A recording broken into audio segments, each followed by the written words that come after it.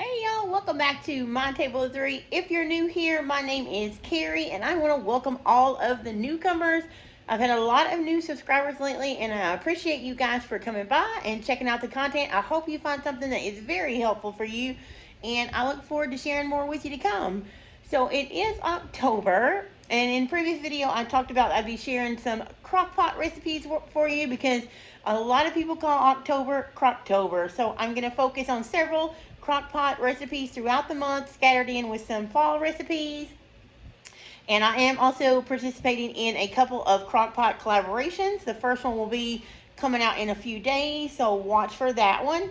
But first, today, I wanted to share with you one of the latest recipes on my blog, which is mytableofthree.com. It is a crockpot Southwest casserole. It is a favorite of our family. It is gluten-free. It's a family favorite and it will feed a crowd, probably about 10 people or so. You can eat it just as it is in a bowl as a complete meal, so it could be a one-pot meal, or you could serve it with the side salad or maybe even some chips if your family wants something like crunchy. We ate it just as is, topped with some lettuce and tomatoes and sour cream and stuff, and it was excellent. That's how we eat it most of the time, but I'm going to jump right in. I made this a few days ago and recorded it while I was doing it so I could share it with you guys. Now, don't worry about writing the recipe down. I have it on my blog, and that link is in the description below. You can click on it and scroll down or do the jump to recipe, and it'll jump you right down. You can print it out and have it in your recipe book. Super easy, you guys, and I hope you enjoy it. So let's take a look at how I made this Southwest crockpot meal the other day.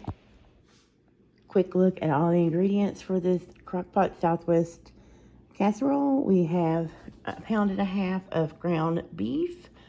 You're going to need some corn tortillas.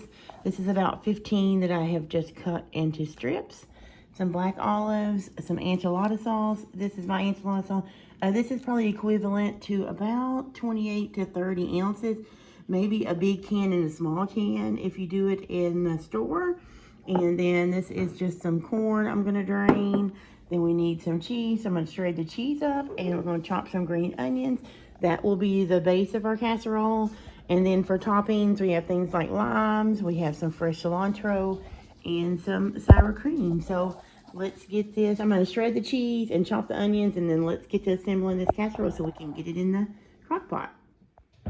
All right, so we are going to start layering in. The first thing I need to do is to spray the slow cooker or the crock pot liner.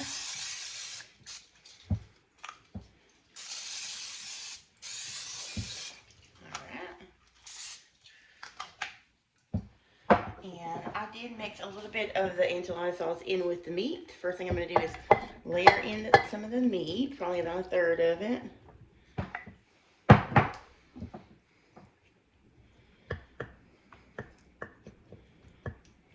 Alright. A third of the green onions. A third of the olives. This is just some chopped black olives. I don't know if I'm said this in the recipe or not, but it's just a little can of olive, and then a third of the corn, and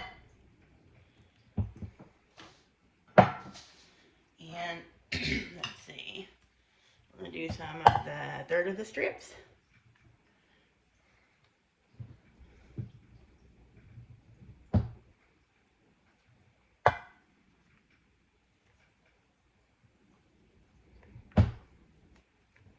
And you just want a good layer to cover all the stuff in the bottom.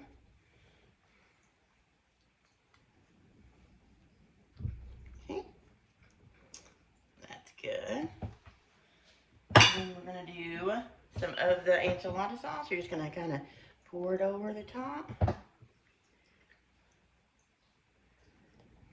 Oops, maybe a little bit too much there. And then cheese. And then we are going to repeat the next level. So let's go ahead and get that done, and then we'll come back when it's over and get the lid on it and get it started.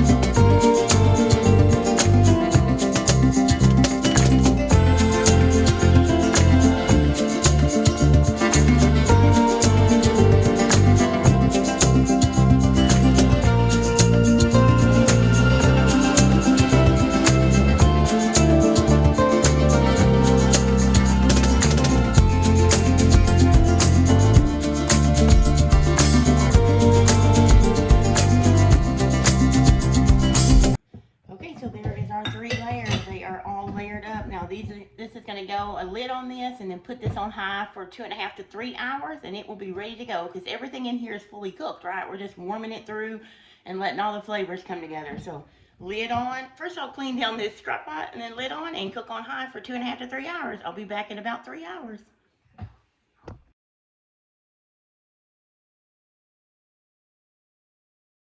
Well guys, here's what it looks like after we've already eaten. I will put up some pictures on the screen here so you can see what the finished product looked like. I had to get this ready for my husband to eat when he come out of the office on his lunch break. So I and had to get pictures for the blog too. So I also totally forgot to film it when it was done, but we are already eating. You can see my bowl is almost gone.